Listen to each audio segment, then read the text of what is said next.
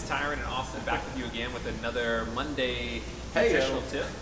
And today we're back again on diets, and just like the last weeks where we've covered all kinds of different diets, today we're going to cover one that's quite popular.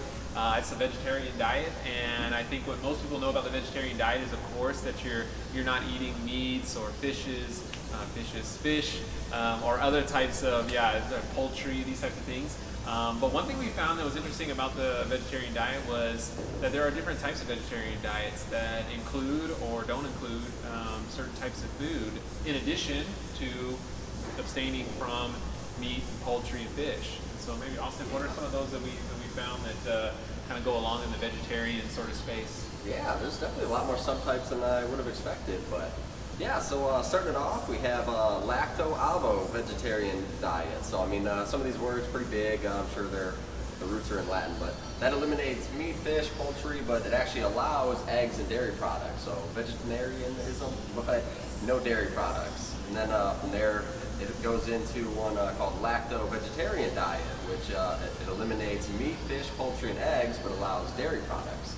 So there's also a few more. I'll let Tiran take over and tell you about the next few.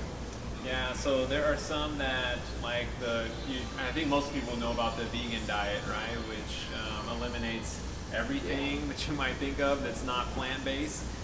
So that's fish, meat, poultry, eggs, dairy products, and a wide range of other animal-derived products. So this is probably the most restrictive of the different diets that we have covered or that we've seen. Really limiting you to one area in the grocery store.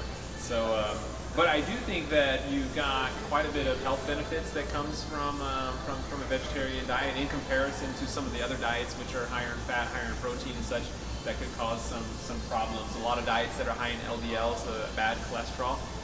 So this is some of the benefits, I think, of the vegetarian diet, is that it is it restricts in these areas. So if you've got high blood pressure, if you're prone to heart disease or other types of conditions like this, the vegetarian diet is certainly a diet to consider.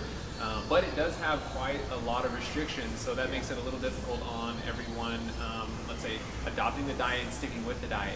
With so much advertising, publicity out there around sort of the things that are most easy for us to obtain in the fast food area, this is certainly a diet that makes it difficult for you to live on a daily basis, but it's one that's very beneficial.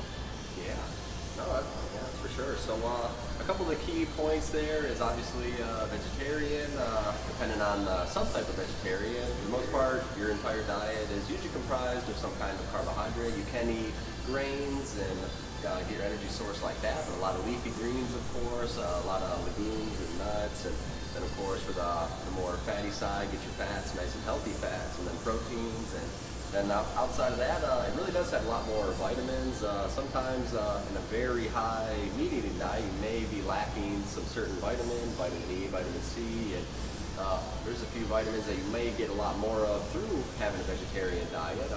I think one of the hardest parts about the diet would be actually getting your protein intake in. So whether just meeting that like the national average for protein, but you have to be very conscious on a vegetarian diet to be making sure that you're getting those.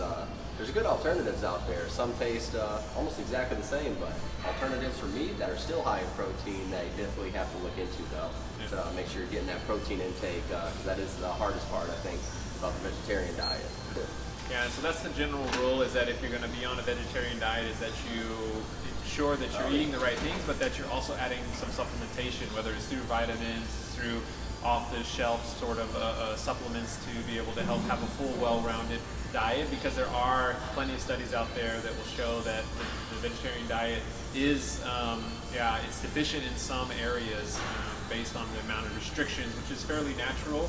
It makes sense when you have such a restrictive diet to only certain foods, especially like a vegan diet. Then you definitely need to watch and make sure that you're getting the supplementation so that you have a nice, well-balanced diet. So as far as where we've gotten our information, we've gotten it off of healthline.com. This is where you can also reference the same material that we've done. But there, I think it's a pretty good summary of the vegetarian diet. And so what we'll do here pretty soon is we'll give you a summary of all of our different diets, those that are high in fats and proteins, those that are, let's say, across the board, moderate in all areas. And then here what we've got is an example of in the vegetarian is where we've got a real sort of focus away from meats and poultry and such, focusing more on our fruits, vegetables, legumes, and nuts. So until next time, this is your Monday Nutrition Tip with Austin. #Monday. See you soon. Y'all have Bye-bye. a good one.